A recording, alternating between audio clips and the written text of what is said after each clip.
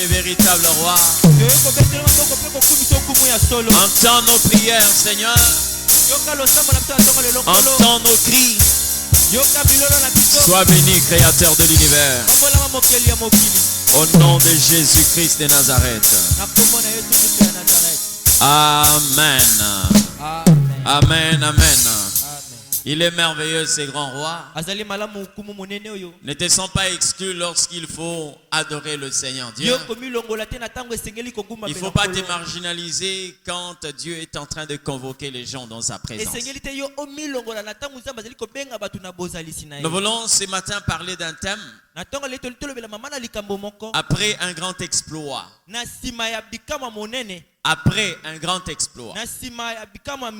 C'est le thème que nous allons aborder ce matin. Et j'ai pris l'Éternel Dieu que vous puissiez recevoir votre part. Parce qu'à chaque instant que l'Éternel parle, il sollicite quelqu'un. Amen. Après un grand exploit. Nous allons lire la parole du Seigneur. Luc chapitre 9, le verset 10 jusqu'au verset 11. D'autres étant de retour, racontèrent à Jésus tout ce qu'ils avaient fait. Il le prit avec lui et se retira à l'écart du côté d'une ville appelée Bethsaïda. Dans d'autres versions, on dit ceci. Les apôtres étant de retour, racontèrent à Jésus tout ce qu'ils avaient accompli. Il le prit avec lui et se retira vers le désert du côté d'une ville appelée Bethsaïda. Nous disons Amen. Merci, que le Seigneur Dieu nous bénisse. Ce texte est une grande école. Il nous enseigne comment nous devons nous comporter après avoir connu une grande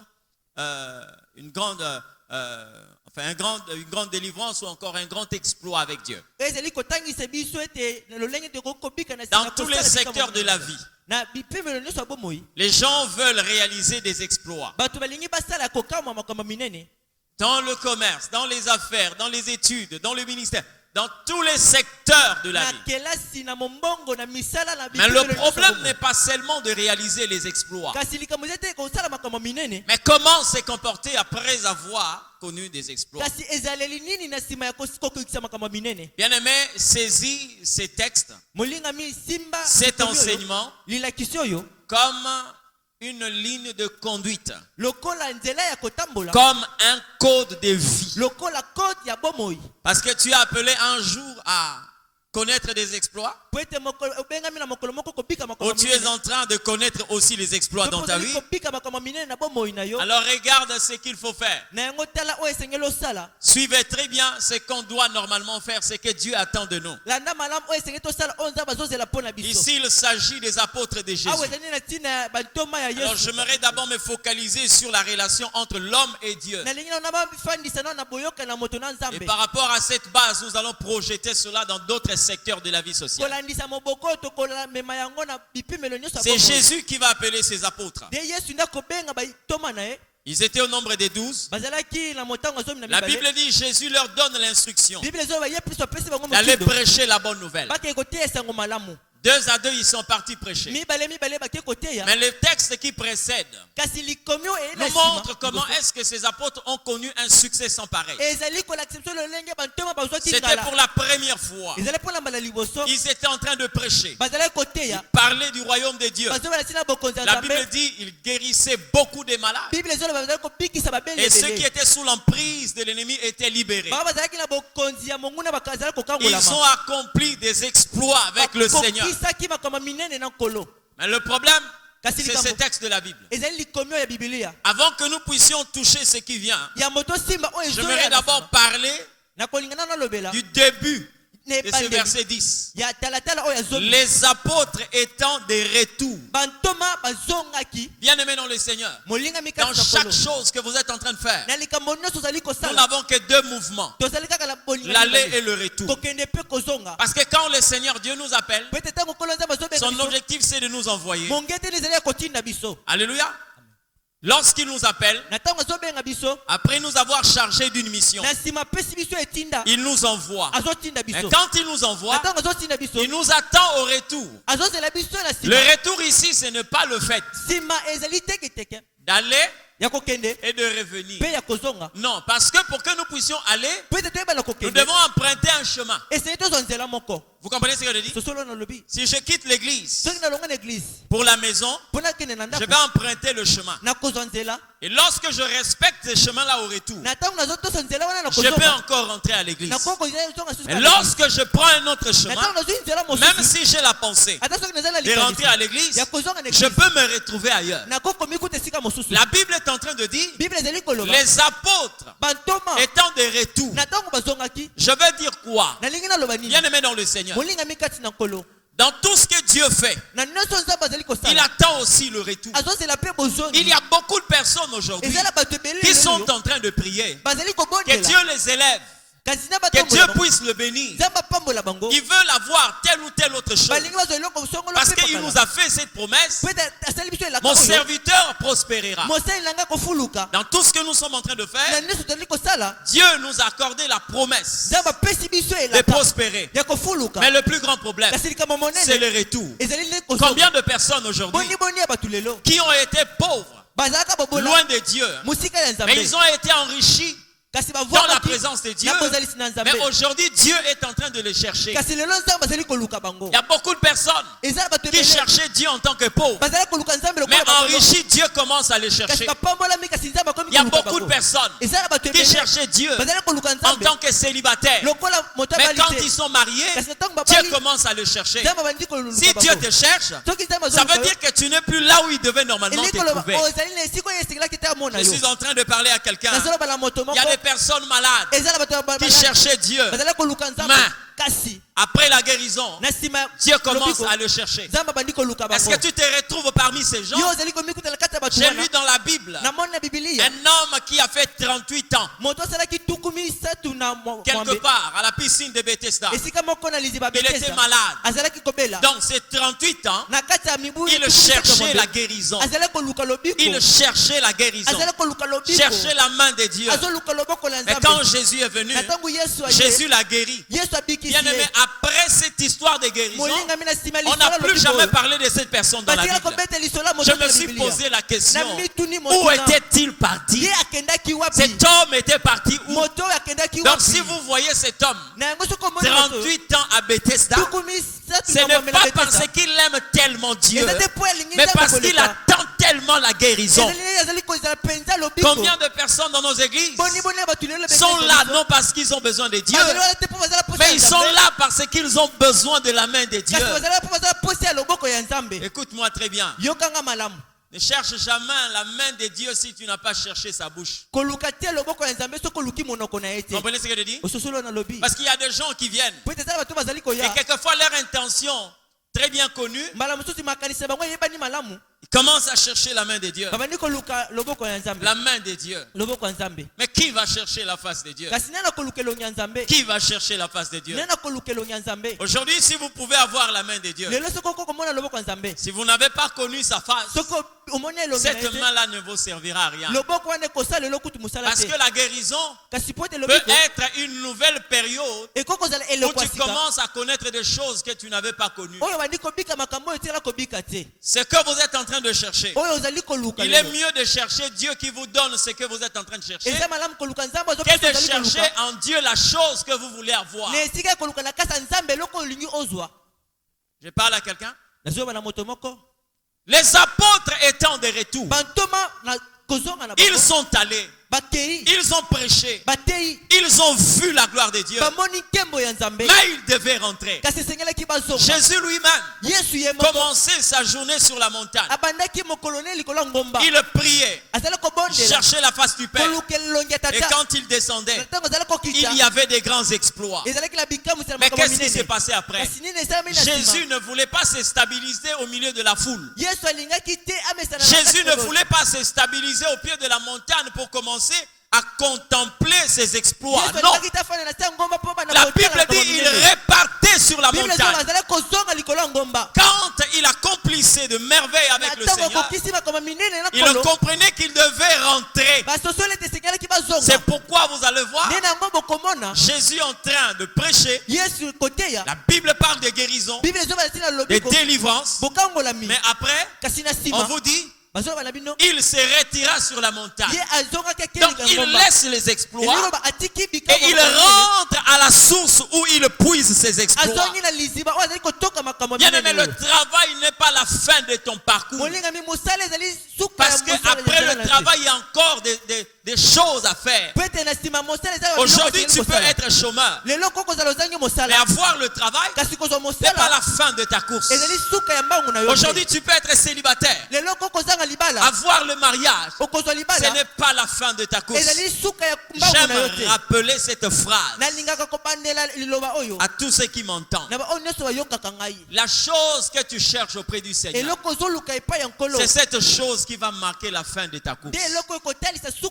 C'est-à-dire, si tu es venu au Seigneur pour la protection, le jour où tu vas te sentir protégé, tu auras la capacité d'abandonner Dieu. Les gens qui viennent au Seigneur, parce qu'ils ont besoin d'une promotion, une fois promis, ils peuvent abandonner le Seigneur. C'est pourquoi vous allez voir des personnes qui pouvaient être là présentes lorsqu'on prêchait sur le travail. Et quand le travail répond présent dans sa vie, sa chaise peut rester vide jusqu'à la fin. Parce qu'il a cru. C'est l'argent qui est la fin de sa course. Mais laisse-moi te dire, tu peux tout gagner. Tout ce que nous pouvons recevoir sur terre, tout a une barrière, tout a une frontière. Mais il n'y a que l'éternel qui est éternel. Si tu veux vivre l'éternité, accroche-toi à celui qui est l'éternel. Et je te présente l'éternel Dieu. Les apôtres, des retours. Un jour, quand vous lisez dans la Bible, il y a eu 10 personnes qui sont venues vers Jésus, ils étaient malades. Ils étaient lépreux. Ils sont venus vers le Christ. Aie compassion de nous. Purifie-nous. Jésus va leur dire, allez vous montrer chez les sacrificateurs. Ils étaient à 10. Ils sont partis. Et avant même d'arriver au temple, ils se sont rendus compte qu'ils étaient purifiés. Mais étant purifiés, la Bible dit, un seul rentra vers Jésus. Et il n'était même pas juif. C'était un samaritain. C'est ce jour-là que j'ai connu que Dieu a besoin aussi de la reconnaissance. C'est pourquoi Colossiens 3,15 dit ceci: soyez reconnaissants. C'est ça le chemin de retour. Lorsque nous partons, nous devons revenir. Le chemin de retour, c'est ça. J'ai été dérangé de voir Jésus poser la question: où sont les autres? Les 9 autres sont où? Mais vous croyez, bien aimé, qui les a guéris? Mais c'est lui qui les a guéris. Alléluia. Qui les a guéris? C'est lui, Jésus. Mais il pose la question: où sont les 9 autres? Il n'y a eu que cet étranger, ces samaritains, pour revenir remercier Dieu. Vous comprenez ce que je dis? Beaucoup de personnes sont comme ça. Beaucoup de personnes dans nos églises, dans nos familles, dans notre pays, beaucoup de personnes sont comme ça. Comment on remercie le Seigneur? Est-ce que quand on va chercher la face de Dieu, et qu'on a trouvé la face de Dieu. On a trouvé ce qu'on pouvait chercher. Est-ce que nous rentrons vers Dieu? Il y a des personnes aujourd'hui dont les genoux ont démissionné du sol. Les genoux ont démissionné de la présence de Dieu. Parce qu'on pouvait se mettre à genoux, parce qu'on savait que le tissu qu'on portait n'était pas aussi cher. Donc on ne priait pas par rapport à ce que nous sommes, mais on priait par rapport à ce que nous avons. C'est-à-dire, avec quelque chose qui ne me coûte rien, je peux m'agenouiller. Et mais lorsque l'Éternel Dieu commence à m'ouvrir les portes, et qu'aujourd'hui j'ai des tissus qui coûtent cher, mes genoux sont absents de la présence de Dieu. Vous comprenez ce que je dis? C'est pourquoi, regarde très bien ta vie, ce que tu as cherché pendant longtemps, là où tu es arrivé, est-ce que tu es arrivé avec le Seigneur? Les apôtres ont réalisé des exploits, mais ils savaient qu'ils devaient rentrer. Combien de personnes le font? J'ai vu des gens se sont réveillés le matin, oubliant que Dieu leur a fait lever. Ce n'est pas pour qu'ils puissent faire d'abord des marches de santé. Je le dis et je le redis encore. À chaque instant que l'Éternel Dieu vous donne la vie, vous devez connaître le pourquoi Dieu vous a donné la vie. Et il ne vous le donne pas. Il ne vous la donne pas parce que vous devez normalement vous pavaner à gauche et à droite. Mais il le fait pour que nous puissions normalement accomplir sa volonté. Accomplir sa volonté. Alléluia. C'est comme aujourd'hui une personne qui n'a rien dans la poche, mais à qui on donne de l'argent. Non pour qu'il consomme cet argent, mais pour qu'il aille acheter quelque chose pour cette personne qui l'a envoyé. C'est-à-dire, il a brisé ce cycle d'avoir des mains vides. Mais il vous a donné quelque chose pour que vous puissiez accomplir sa volonté. Donc une telle personne peut sortir de sa poche des liasses d'argent. Mais vous vous rendez compte que ses mains ne sont plus vides. Il a l'argent, mais c'est pour faire la volonté de celui qui lui a donné cet argent. C'est ça l'Éternel Dieu. Et quand nous arrivons à des périodes comme ça, nous prions par notre absence. On a cherché quelque chose auprès du Seigneur. Maintenant nous l'avons. Nous pouvons mettre Dieu de côté. Je suis en train de dire à quelqu'un, ne développe pas une telle vie. Parce que là où tu es arrivé, il y a encore des défis à relever. Écoutez-moi très bien. Je parle de ces sujets tout simplement parce que l'Éternel m'a fait savoir que la gloire, les exploits dans la vie de certaines personnes sont considérés comme une planche d'appel pour qu'ils tombent dans l'arène de l'égarement. C'est-à-dire, d'autres personnes, leur égarement est précédé par les exploits. C'est-à-dire, après avoir connu des exploits, c'est là où ils commencent à s'égarer. Beaucoup de personnes, ils ont été comme ça lorsqu'il n'y avait encore rien. Mais quand les choses commencent à se développer, quand on commence à monter, quand on commence à vivre l'épanouissement, c'est là où nous commençons à nous égarer. Vous comprenez ce que je dis? Et c'est là où le Seigneur Dieu est en train de parler après avoir accompli des grands exploits. Qu'est-ce qu'il faut faire? Lorsque vous observez des gens qui font par exemple le triple saut ou le saut en longueur, ils ont un truc qu'on appelle la planche d'appel. C'est-à-dire, quand il prend l'élan, commence à courir, il doit d'abord mettre donc il prend l'élan sur cette planche d'appel et il va bondir dans l'arène. Alors plusieurs personnes aujourd'hui, leur planche d'appel, c'est les exploits. Pour qu'ils tombent dans l'arène de l'égarement. C'est-à-dire quand il commence à voir que les choses commencent à avancer dans sa vie et la personne commence à préparer son égarement. C'est comme ça que vous allez voir plusieurs personnes. Après avoir vécu la main de Dieu, quand on n'a pas la boussole de savoir ce qu'il doit faire ou la direction qu'on doit prendre, c'est là où plusieurs personnes s'égarent. Vous comprenez ce que je dis? Vous savez que Saoul était un homme correct. Hein? Saoul. C'était un homme correct. Vous savez quand Saoul s'est égaré?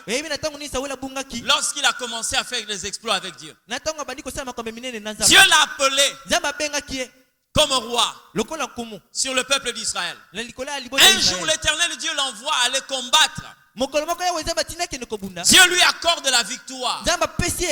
Mais bien aimé, après cette victoire, au lieu que Saoul se rende compte que Dieu avait tracé un chemin, il a dit ceci: tu vas te dévouer par interdit. Tu détruiras tout ce que tu vas trouver. Homme, enfant, tout ce que tu vas trouver, même du bétail, tout tu vas détruire par interdit. Quand Saoul arrive, il détruit cette nation, ce royaume. Il a regardé le roi, il l'a mis de côté. Il a commencé à regarder les bêtes chétives et les bêtes grasses. Il le fait après avoir connu un exploit avec l'Éternel Dieu. C'est là où Saoul commence à s'égarer. Et c'est le jour même que Saoul a été rejeté par l'Éternel. Mais il a été rejeté après avoir connu des exploits avec Dieu. Alléluia. Ça peut aussi être ton cas. C'est-à-dire les exploits qui s'annoncent dans ta vie peuvent devenir aussi un motif pour que tu t'égares. Combien de personnes ont servi Dieu pendant qu'ils n'avaient rien? Et combien de personnes ont commencé à s'égarer pendant que Dieu commençait à ouvrir certaines choses dans leur vie? Plusieurs personnes. Alléluia. Avec le moyen que Dieu donne, on a commencé même à commettre des péchés qu'on ne pouvait pas commettre lorsqu'on n'avait rien. Après un grand exploit, devez faire attention. Je ne suis pas en train de m'attaquer à qui que ce soit, mais je parle à une personne. Vous comprenez?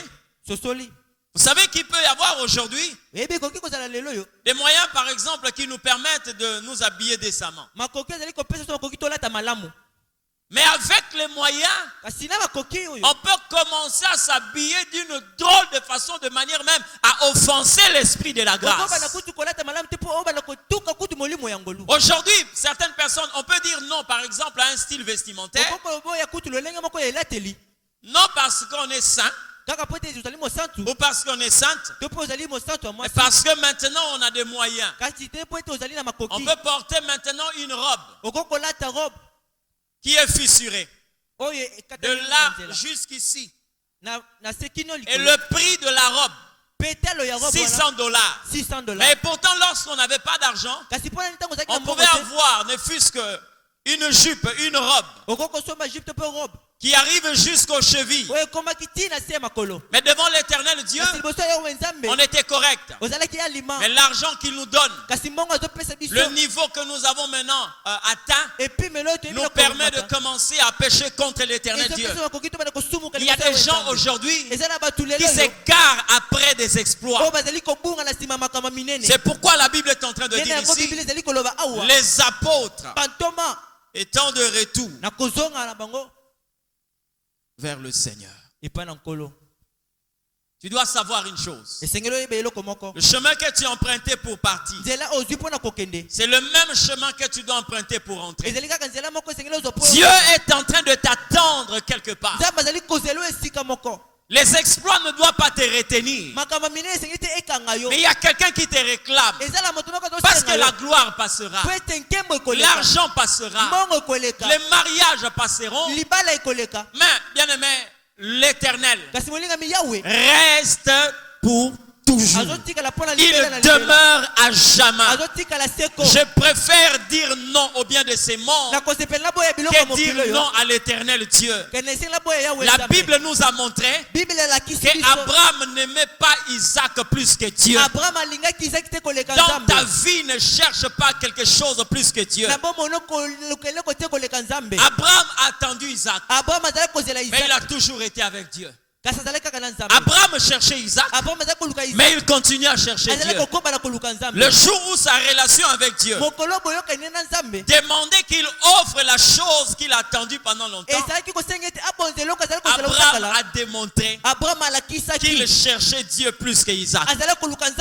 Il a pris Isaac, il l'a mené pour l'offrir en holocauste. Combien de personnes aujourd'hui ne sont plus de retour vers Dieu? Combien de personnes? Regarde seulement la petite quantité du miel que Dieu t'a fait goûter. Regarde seulement la petite gloire que Dieu t'a fait goûter. Où est-ce que tu te retrouves aujourd'hui? Où est-ce que tu te retrouves aujourd'hui? Il y a des gens qui n'ont pas effectué un retour sur le plan du caractère. Parce que quand l'Éternel Dieu t'appelle, il te charge d'une mission. Il te donne un don. Mais aujourd'hui, tu peux me dire que tu es à l'église. Mais regarde le degré d'orgueil que tu as aujourd'hui par rapport à la personne qui cherchait Dieu avant. Tu vas te rendre compte que tu n'es pas la personne que Dieu était en train d'appeler. Tu peux garder le même nom. Tu peux garder la même physionomie. Mais tu peux perdre ton attitude. Alléluia. Aujourd'hui, plusieurs personnes, le fait de vivre le miracle dans les ministères leur apporte du levain. C'est-à-dire, c'est un serviteur humble qui cherchait la puissance de Dieu. Mais c'est un serviteur orgueilleux qui commence à se servir de la puissance de Dieu. Tu n'es pas de retour. Dieu est en train d'attendre celui qui l'a envoyé. Il attend le retour de celui qui l'a envoyé. Amen. Hier encore tu chantais avec humilité. Cherchez la face de Dieu. Vous qui êtes ici, aujourd'hui vous êtes en train de vous chercher. Mais demain, lorsque vous aurez une renommée, lorsque vous aurez un nom, n'oubliez pas que l'Éternel est en train de vous attendre. Vous êtes partis, mais vous devez rentrer. Alléluia. Je me plains aujourd'hui de ce que plusieurs personnes sont en train de se battre pour avoir un nom grand. Parce qu'ils se fient sur les paroles d'Abraham. Sur les paroles de l'Éternel Abraham. Dieu dit à Abraham, je rendrai ton nom grand. Amen. Ne travaille pas pour que ton nom soit grand. Parce que tu viendras trouver un nom qui est plus grand au-dessus de tout le nom. Abraham, Dieu a rendu son nom grand. Aujourd'hui, nous pouvons parler du Dieu d'Abraham. Mais parle à un démoniaque. Dis-lui au nom d'Abraham. Il ne sortira jamais. Parle à un démon qui est logé dans une personne. Dis à ce démon-là au nom d'Abraham. Il ne sortira pas. Mais quand tu lui dis au nom de Jésus-Christ, il va sortir. Puisqu'il y a un nom qui est plus grand que le nom d'Abraham. Alléluia. Pendant que Dieu fait à Abraham cette promesse, je rendrai ton nom grand. Mais Abraham a le devoir de témoigner le plus grand nom, c'est le nom de l'Éternel. Alléluia. Aujourd'hui, tu es en train de prier. Tu cherches Dieu. Est-ce que tu gardes ta nature? Est-ce que tu gardes ta nature? Mwana nzambo kei wapi, motema nzambe za kobeta, bisengo ya mokili, okumbelinga mwana wapi apengwa. Plus plusieurs personnes aujourd'hui. Dieu est en train de les chercher. Dieu les cherche. Mais ils sont à l'église. Le problème n'est pas l'édifice. Le problème n'est pas les bâtiments. Le problème c'est ta nature. L'attitude. Aujourd'hui, bien aimé, beaucoup de personnes. Beaucoup de personnes. Beaucoup de personnes. Vous savez, bien aimé, c'est une grâce. Lorsque les gens te cherchent, quand ils te trouvent, qu'ils trouvent Jésus au lieu de te trouver un homme. Vous savez comment les gens peuvent trouver Jésus? Lorsqu'ils voient dans la vie de celui qui est élevé le caractère de celui qui vit dans l'humilité. C'est comme ça qu'on trouve Jésus. C'est comme ça. Aujourd'hui, il y a des personnes qui vivaient dans l'humilité. Vous savez quoi? La base de l'humilité ne doit pas être la pauvreté. Ce n'est pas la pauvreté qui te pousse à vivre dans l'humilité. Non, parce que les gens peuvent te voir, te juger comme un homme humble, mais or en réalité, tu vis les conséquences de l'humiliation imposée par la pauvreté. Mais nous te connaîtrons lorsque Dieu va te remplir de bien et que tu continueras à vivre dans l'humilité. C'est ça la vie, c'est ça la vie. Rentre vers Dieu. Rentre vers Dieu. Rentre vers Dieu. Aujourd'hui, il y a des gens qui hier encore pouvaient aller de porte à porte prêcher la bonne nouvelle. Mais vous savez quoi? Tu ne dois pas grandir. Tu ne dois pas grandir. Vous savez la croissance devant Dieu. Ce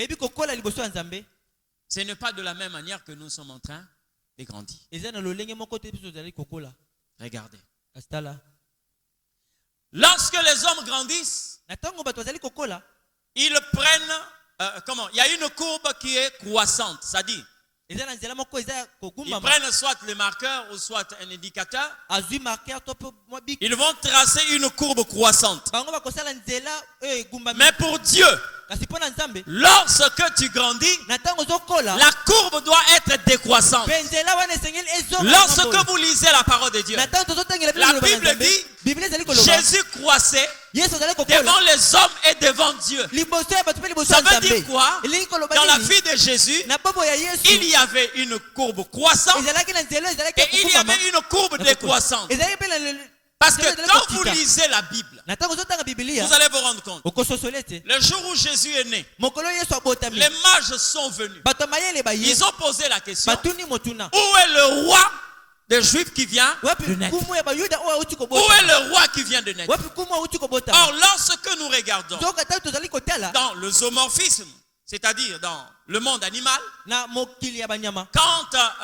l'homme prend par exemple la forme d'un animal, c'est ce qu'on appelle le zoomorphisme. Donc, Jésus, en l'appelant roi, il est identifié à un lion. Donc, les mages sont venus chercher un lion. D'accord? Le lion qui vient de naître. Nous sommes venus adorer le roi qui vient de naître. Mais, à quelques jours, Jésus, on l'appelle roi. Ok? À 33 ans, il est au bois. Comme qui? Parce que quand il commence son ministère, Jean-Baptiste le présente. Voici l'agneau de Dieu qui ôte les péchés du monde. Or l'agneau, c'est à la naissance jusqu'au moins à une année. Une année et demie. C'est comme ça qu'on va l'appeler l'agneau. Parce que quand il atteint déjà 2 ans, 3 ans, il devient un bélier. Si Jésus, à la naissance, on le présente un lion, et au début de son ministère, on le présente un un agneau. La courbe avait monté ou la courbe avait descendu. C'est-à-dire au fur et à mesure, on est en train de voir la courbe qui descend. Il est né en tant que roi, mais il est mort en tant que serviteur. Oh bien aimé, ce que les gens veulent, c'est de quitter le serviteur et devenir roi. Mais Jésus est né roi, il est devenu serviteur. Vous comprenez ce que je dis? La croissance devant Dieu, bien aimé, grandit dans l'humilité. Au fur et à mesure que Dieu te fait monter, au fur et à mesure tu te diminues, au fur et à mesure tu disparais. Mais ce n'est pas ce que nous voyons. Beaucoup de personnes, quand Dieu les élève, ils commencent à s'élever. Or les auteurs n'aiment pas des choses qui pèsent. Les auteurs n'aiment pas des choses lourdes. Non, non. Les auteurs n'aiment pas les choses qui pèsent. Quand tu commences à peser dans les auteurs, tu vas te retrouver dans les profondeurs. Au fur et à mesure que Dieu te fait monter, au fur et à mesure tu dois commencer à diminuer. Vous comprenez? Je te donnerai l'exemple d'une fusée. La fusée, quand elle quitte la station, ça commence à monter. Et à chaque instant que la fusée commence à atteindre des hauteurs, il y a des capsules qui tombent. Pourquoi? C'est pour rendre léger la capsule finale qui doit arriver jusqu'à la destination. Donc au fur et à mesure que tu montes, au fur et à mesure tu dois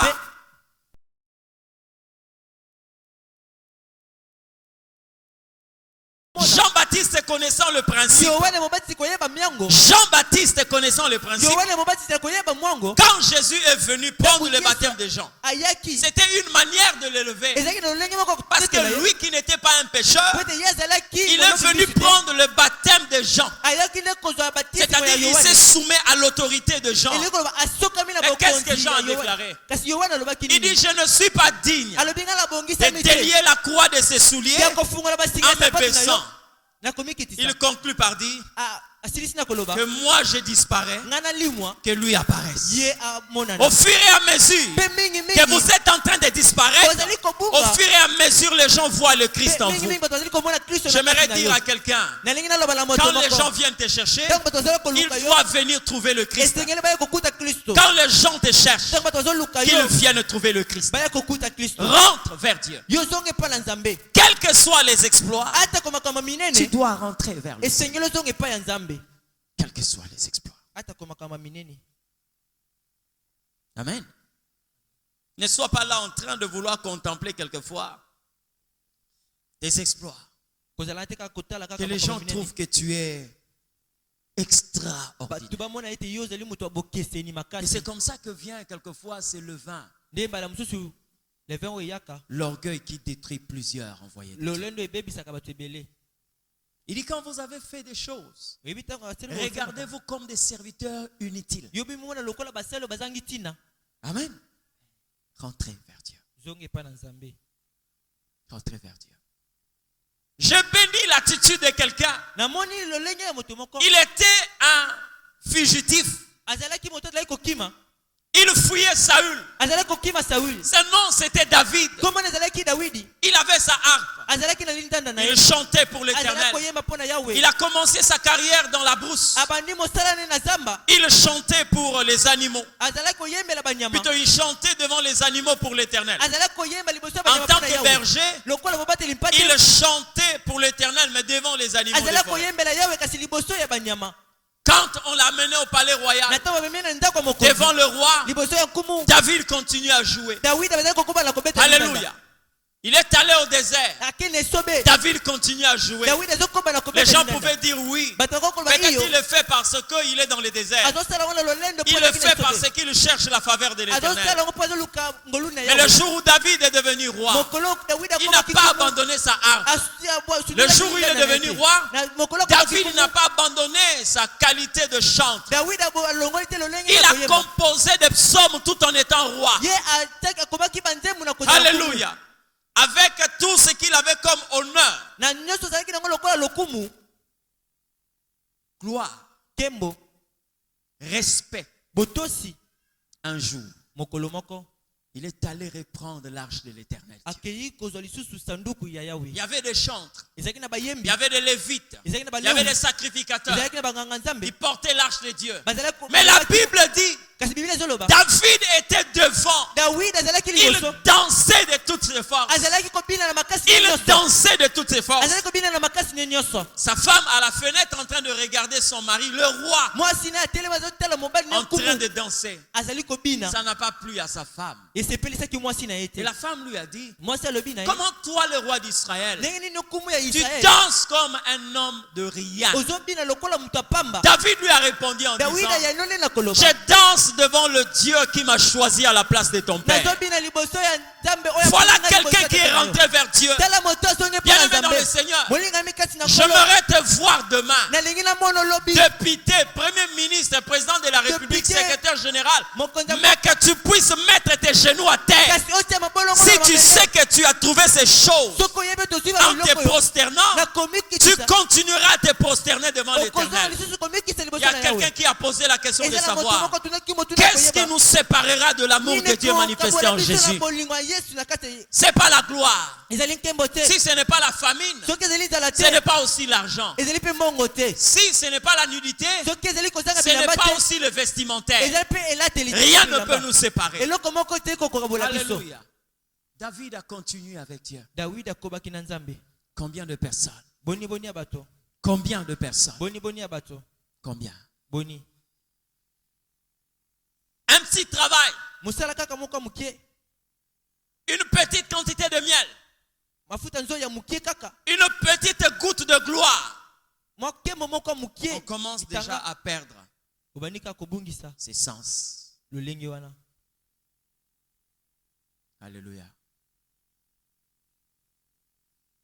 Ils sont rentrés vers Dieu. Tozongi pa na nzambe. Je vais te révéler la chose quelquefois qui égare plusieurs personnes. Okolisa eloko oyo ezalaki mbala biso La bato Bible ebele. ne s'arrête pas là. Bible Écoutez-moi soki très wana bien. te, yokanga malamu. La Bible ne s'arrête pas là. Bible soki wana te. Quand ils sont rentrés vers l'Éternel, Na tango bazongi pa na Yawe, la Bible dit, Bible ezoloba, il raconta à Jésus babetelaki Yesu ce qu'ils avaient fait. lisolo ya nyonso basalaki. Suis-moi très bien. Landanga malamu. Parce que demain, tu n'auras pas d'excuses. Po ete lobi bakolimbiso te. Ils sont en train de parler à qui? Bazali koloba na nani? Ils s'adressent à qui? Bazolobela nani? À Jésus. Na Yesu. Le premier point Litona qui liboso. menace les garments de tous ceux qui s'approchent de Dieu. Oyo ezali Écoutez-moi très bien. kotungisa bao bazali De kopusana tous pe na ceux qui Yesu. connaissent des exploits. Bao nyonso bazali kosala makambo minene. Il raconta à Jésus. Babetaki lisolo epa na Yesu. Le premier point. Litona Il liboso. raconta à Jésus. Babeti lisolo epa na Je me Yesu. suis posé la question. Na mituni motuna. Où était Philippe? Philippe azalaki wapi? Quand ils sont rentrés, Na tango bazongi, ils commençaient à raconter à Jésus. babandi kobetela Yesu lisolo. Où était Philippe? Philippe azalaki wapi? Parce que si Philippe était là, Peut-être soki Philippe il azalaki allait wana. leur dire, Allez, ne vous allez, allez, époumonnez pas. Ne vous époumonnez pas. Bo mitungisa te. Qu'est-ce que vous allez lui raconter? Bono bokobetela lisolo nini?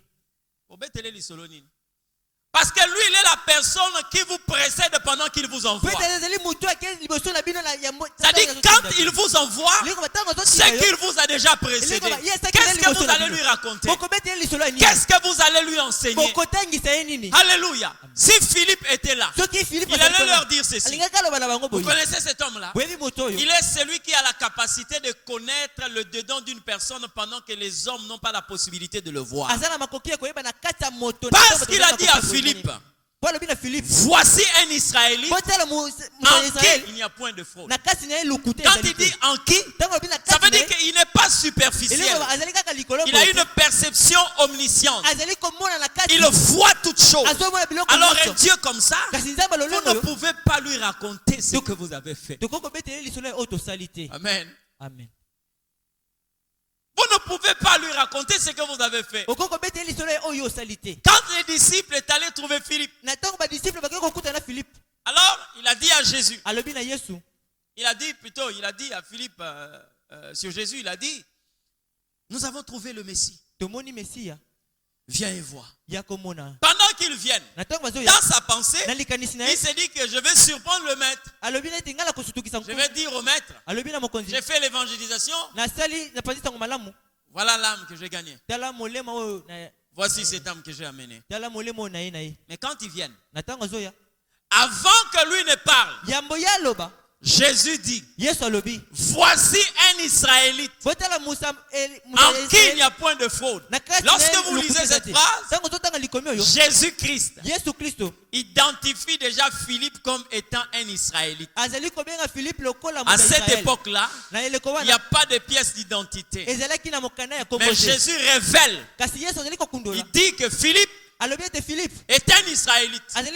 Il ne s'arrête pas là, mais il dit en qui il n'y a point de fraude. Philippe lui pose la question. Seigneur, où me connais-tu? Parce qu'on ne m'a pas encore présenté. Et Jésus lui dit, avant que Philippe, André vient te voir, avant qu'il te raconte, moi, je t'avais vu pendant que tu étais sous le figuier. Or, bien aimé, la scène que révèle Jésus, c'est la scène qui a précédé. Donc, avant qu'il soit rencontré par Pierre, qu'est-ce que je dis? André, Jésus l'avait déjà vu. Jésus l'avait déjà vu. Et il lui dit, avant qu'il te rencontre, moi je t'avais vu lorsque tu étais assis sous le figuier. Donc il comprend qu'une telle personne, on ne peut pas lui raconter quoi que ce soit. Parce qu'il voit la fin d'une chose avant son commencement. Il est celui qui voit la chute d'une personne avant sa montée. Il est celui qui voit l'échec de quelqu'un avant son départ. C'est le Christ. Et les disciples, quand ils se comportent comme ça, certainement ils peuvent se dire, ce que nous sommes en train de faire ici, certainement lui il ne connaît pas. Et beaucoup de chrétiens sont comme ça. Tu vois dans le noir, lorsque tu fais des choses dans le noir, il est en train de te voir. Le vendredi, pendant que nous sommes en train de sortir, nous avons croisé quelqu'un là au coin. Il ne savait pas que c'est moi qui passais là. Et j'ai fait baisser la vitre. Je l'ai appelé. La manière dont il a jeté la cigarette. La manière dont il avait jeté la cigarette. Ça m'a fait rire et j'ai commencé à parler avec ceux qui étaient dans la voiture. Lui ne sait pas qu'avant que moi je sois là, Dieu était là. Donc quand tu me vois, garde ta cigarette. Garde ta bouteille d'alcool. Parce qu'il y a quelqu'un qui te voit pendant que tu le fais dans le secret. Il y a quelqu'un qui voit même dans le noir. Si les disciples connaissaient cela, ils ne pouvaient pas perdre leur temps en venant rencontrer à Jésus ce qu'ils avaient. Amen. Vous voyez comment est-ce que les gens s'égarent? Ça commence là. Parce que vous n'avez pas dans votre esprit que celui qui nous a appelés est omniscient. Il est omnipotent. Il est partout, il connaît toutes choses. La deuxième des choses, c'est lorsqu'ils ont dit ce qu'ils ont fait. Je me suis posé la question. Où était Abraham? Où était Abraham? Parce que si Abraham était là, il allait leur dire, ici je suis en train de vous parler de comment est-ce que les gens dévient ou s'égarent quand ils ont été envoyés par le Seigneur. Il raconta à Jésus ce qu'ils ont fait. Or, ils ont oublié que Moïse avait commis le même péché avec Aaron. Quand Dieu leur dit, vous allez parler au rocher. Le rocher fera jaillir de l'eau et le peuple va boire à sa soif. Quand Moïse frappe le rocher, et il dit au peuple d'Israël, est-ce que c'est de ces rochers que nous pouvons vous faire sortir de l'eau? Dieu parle à Moïse. Il dit à Moïse, parce que vous ne m'avez pas sanctifié. Est-ce que Moïse, toi tu as la capacité de faire jaillir de l'eau du rocher? Même si tu travaillais à la régie des eaux, tu n'as pas la possibilité de faire sortir l'eau du rocher. Alors ne cite pas ton nom là où tu devais citer le nom de l'Éternel Dieu. Moi, ma Bible est en train de me dire ceci. Quand il prêchait, le Saint-Esprit accomplissait au travers d'eux des miracles et des prodiges. Donc, il ne peut pas dire au Seigneur ce qu'ils avaient fait. Parce que ce qui était fait n'était pas fait par eux, mais était fait par le Seigneur qui les avait envoyés. Vous voyez là où le péché vient résider dans la vie de ceux qui sont envoyés. Alléluia. C'est là où vous entendez les gens dire, moi j'ai déjà guéri un malade, j'ai déjà ouvert les yeux des aveugles, j'ai déjà ressuscité un mort. Bien-aimé, faites attention. Il y a quelqu'un qui fait ces choses là. Tel que vous me voyez là, sans lui je ne suis rien. Ces mains-là sont capables de donner la mort. Quand il est là, ces mains-là peuvent donner la vie. Ils ont raconté à Jésus ce qu'ils avaient fait. Qui les avait fait? C'est pas vous. C'est le Christ lui-même. C'est pourquoi il est mieux quand vous rentrez. Il est mieux seulement de l'adorer. Amen. Parce que la Bible dit, c'est lui qui produit en nous le vouloir et le faire. C'est lui qui produit en nous. Plusieurs personnes aujourd'hui. Bien-aimés, faites attention. L'attitude qu'avaient les apôtres, les premiers serviteurs, plusieurs ne l'ont plus aujourd'hui. Lorsque les gens voyaient les merveilles que le Seigneur accomplissait par Paul, les gens sont venus le prendre pour dire que les dieux sont descendus en forme humaine. La Bible dit, Paul a déchiré ses vêtements. Pourquoi? Il leur a dit, c'est pas nous. C'est pas nous. Mais c'est celui que vous ne connaissez pas. Le Dieu véritable. C'est lui qui accomplit ces choses. Pierre et Jean ont prié pour une personne. Le paralytique est levé. Il est rentré dans le temple. Pendant que les gens étaient en train de louer, lui aussi il était en train de sauter. Mais la Bible dit que ces paralytiques ne quittaient pas Pierre et Jean. Alors les gens commençaient à le regarder. Pierre a pris la parole, il dit, vous nous regardez comme si c'est nous qui avons opéré ces miracles. Ces miracles, nous l'avons opéré au nom de Jésus que vous avez crucifié. Il a sanctifié le nom de Dieu. Après un grand exploit, il faut savoir rendre l'ascenseur à celui qui mérite cela. Il faut savoir glorifier celui qui opère ces choses en nous. Je peux prêcher aujourd'hui.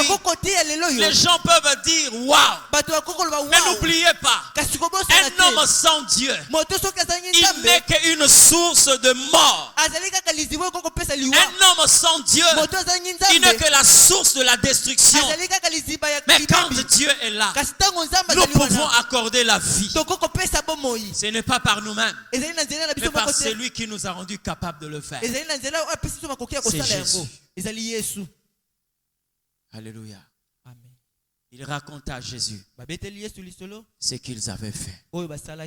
Chose qu'ils ne pouvaient jamais faire. Chose qu'ils ne pouvaient jamais dire. Parce que c'est lui qui accomplit toutes ces choses. Alléluia. Amen. La Bible dit, dans la suite, Jésus le prit à l'écart. Il est pris avec lui. Écoutez-moi bien. La vie des exploits, la vie des prodiges ne vous donne pas le pouvoir de prendre Dieu et de le gérer comme vous voulez. Jamais. Jamais. Quand nous avons accompli des exploits, nous nous recommandons à sa grâce. C'est lui qui nous prend et il fait de nous ce que lui veut. La force de celui qui vient déverser la grâce de Dieu se trouve en Dieu. Lorsque nous avons été des canaux pour que Dieu déverse sa grâce, notre source demeure Dieu. Nous devons rentrer vers lui. Amen. Il est capable de faire ce que nous n'avons pas voulu faire pour nous garder sur le droit chemin. Je vous révèle un secret. Écoutez, vous savez, toute personne, après avoir vécu, accompli un exploit, il y a le levain qui est toujours à côté de vous. Il sollicite votre âme.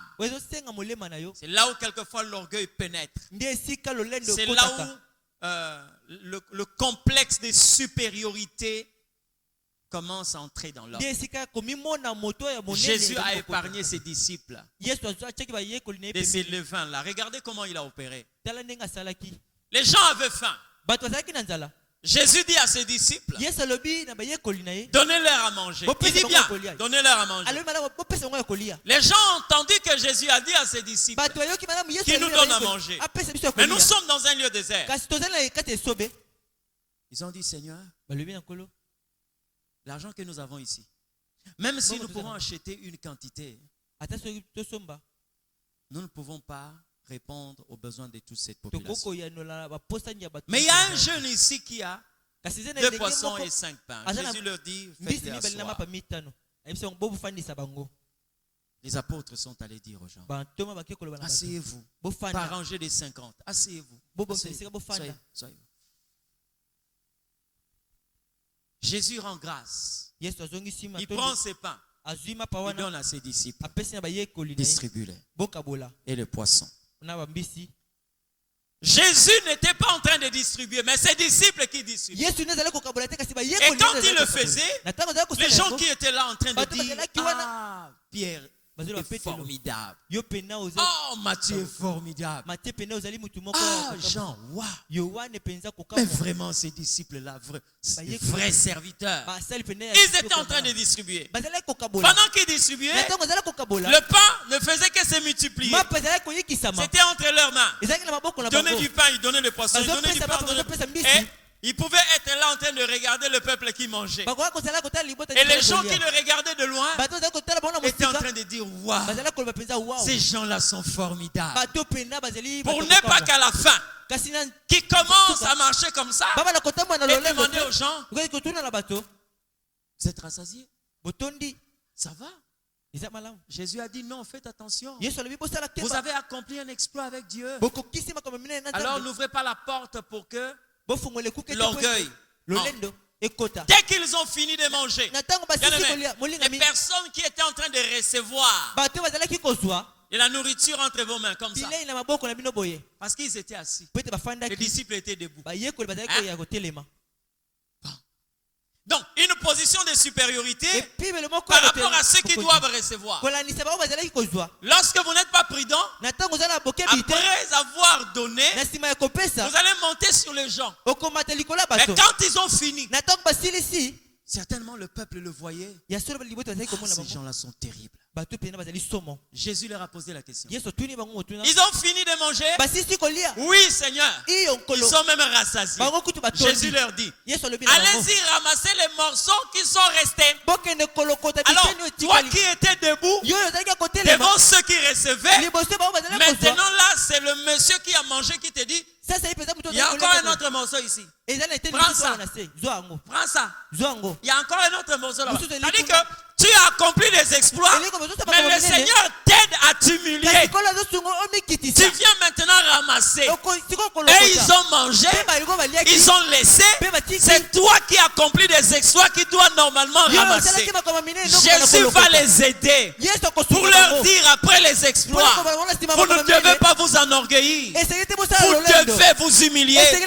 Après des grands exploits, vous devez disparaître. Nazobondela yo moko kisiabila kana yo. Lève-toi là où tu es, nous voulons prier. Papa yonde olobaki bilakana yo koko kisango nazobondela yo moko kisiabila kana yo. Là où tu es, bien-aimé, j'aimerais que tu commences à prier. Il y a quelque chose que Dieu veut faire dans ta vie. Il y a quelque chose qu'il veut bâtir en toi. Après des exploits, quelle est la conduite à tenir? Après des grands exploits, qu'est-ce que nous devons normalement faire? Oh Jésus. Jésus. Jésus. Sois béni, Seigneur. Sois béni, grand roi. Sois béni, puissant sauveur. Créateur de l'univers.